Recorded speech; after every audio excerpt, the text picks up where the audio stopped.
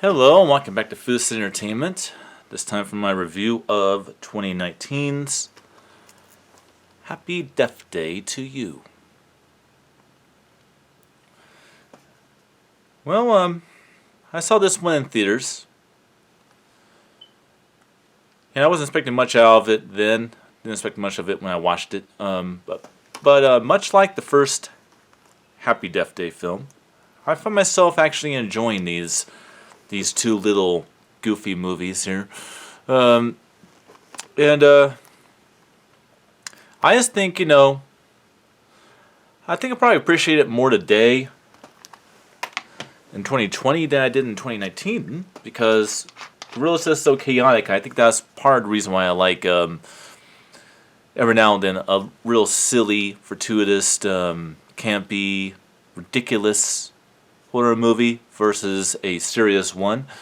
And that's certainly the case with the Happy Death Day films. And Happy Death Day to You, in my opinion, is actually a better movie than the first one. Pretty good quality at the movie theaters, too. Pretty good quality here on my home cinema as well. Alright, let's go into the plot real quick. Okay, the plot of the film, it takes place either a few hours or a couple of days after the first movie. And basically the nerdy roommate that our boyfriend character from the first movie that helps our main character solve her own murder when she keeps living the same day over and over again, is suffering from the same deja vu, time loop problems that she is. That she did before she solved her own murder and closed the loop. So she helps this nerdy teenager find out what's going on and how to close the loop. And she discovers that the time loop and the whole Groundhog Day experience of the first movie is all his fault. Because he actually created, with the help of a couple of other nerds in his department, because his scientific expertise is quantum engineering and physics, he created a device, experimental device, amateur looking I might add, or amateur looking, if you want to say it that way, in British tongue, for my fans in the UK. But basically, he made this device that turns out has the ability to fuck with time. It makes some people relive the same day over and over again. So, in a desperate attempt to try to break the time loop, they fail miserably. And our main character, again, has to relive her birthday over and over and over and get killed by the serial killer from the first movie over and over. But it's different because there is actually it's a different branch on what people in the quantum community would say is the multiverse. And so she's stuck in an alternate reality versus her original reality to where things are different. Like, for example, her boyfriend from the first movie is in a relationship with somebody else. Her mom did not die a few years before the first movie in a car wreck or whatever. But instead, she's alive and well. And rather than her being the victim of foul play, and malice is somebody else. And so she finds herself wanting to stay within this reality and solve all the problems and close the time loop. And throughout the movie, she actually discovers responsibility and how you're stealing the life from another person in a lot of ways. I know that person is you, but you're stealing their reality. out of selfishness because you don't like your own reality. And so when the film does finally end up, she does go back to her own reality and chooses a boyfriend over, the opportunity to be able to live good years with her mom.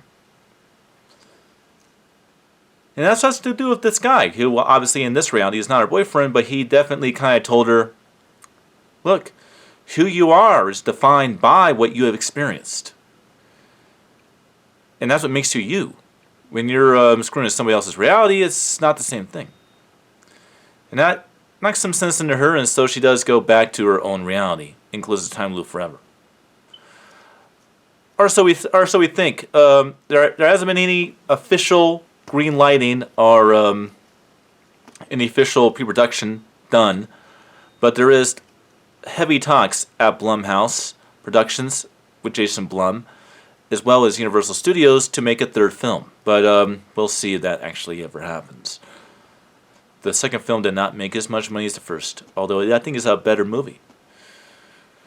All right, well, the audio and video quality.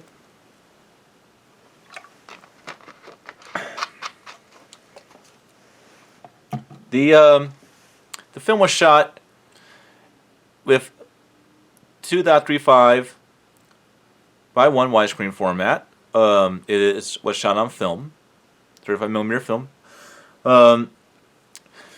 Its full potential is a 2K DI, so a 2K master. There is no 4K master on this movie, so don't think there's a 4K version of the film out there. There isn't. Now I get more into other films that are on the internet but are not actually in 4K natively, and I'll get to that right after I finish this and wrap this up. Obviously, the 235 by 1 widescreen version of the film has been modified to 2.39.1 widescreen format on Blu-ray and DVD. It contains a 5.1 DTS HD MA sound presentation, which captures the 5.1 Dolby Surround presentation that the film had in theaters in 2019. The picture is a lot brighter than most of the Universal Showcase films, especially the Blumhouse Productions movies, which have more of like a Fast and Furious, dim, warmer, darker, like looking digital look to the film. This one actually has more of a neutral and bright, even a bright at some points in the film, depending on what's going on in the movie. So a very well balanced and colorful movie that still has a bit of a digital look to it. The audio, not a heavy effects based movie, obviously, like the first film wasn't heavy effect based, but this one actually, at times, on my overhead speakers will actually have some stuff going on, which means that on a direct sound field where you have back surround or just basic surround with your front channels and your center channel will definitely give you a lot of effects for something that doesn't really have a heavy effect. That goes with music, maybe certain little things like atmospheric effects and stuff like that. Definitely has a lot to offer. So, love it or hate it, those are my thoughts on 2019's Happy Death Day to you. Now, something that I will address that I noticed during the beginning of the COVID-19 pandemic. Blumhouse want to convince the world on Amazon Prime that films like The Hunt have a 4K UHD version. They do not. How you figure out which film has a UHD version and which film does not have a UHD version is you watch the ending credits of the movie, or you fast forward to the very end of the end credits to where it tells you the specs of the film. If a film says Dolby Vision plus Dolby Atmos, or something along those lines, it's in 4K. If it does not, it is not in 4K. And people often don't recognize that, but it tells you whether or not a film is in 4K. And a lot of Blumhouse's movies are actually not in 4K. There are actually only two in particular that are in 4K. And that would be 2018's Halloween, which I reviewed the 4K version of. And the 2020 film, The Invisible Man, which I'll make a mention of in the next review, but I will not be reviewing the film again because I already reviewed it on this channel, and there's not that much of a significant difference. I'll tell you about that difference in the next review when I finish up the Blumhouse Productions event, because I'm not going to watch and review 3 films I've already reviewed. If you guys want my views on Blumhouse's 2019's Black Christmas, Blumhouse's 2019's, although it's considered 2020, The Hunt, and Blumhouse's The Invisible Man, watch the reviews I made about a month and a half ago and for my thoughts on those films. But I will mention those films in a small little segment at the beginning of the next review, which will probably be much later. I have to watch the last Blumhouse film that I have not seen, and that's the film Fantasy Island, which is the next review I will be making for going into the next event for Horrorfest 2020. So I hope you guys enjoyed. I'll see you guys next time. Until then.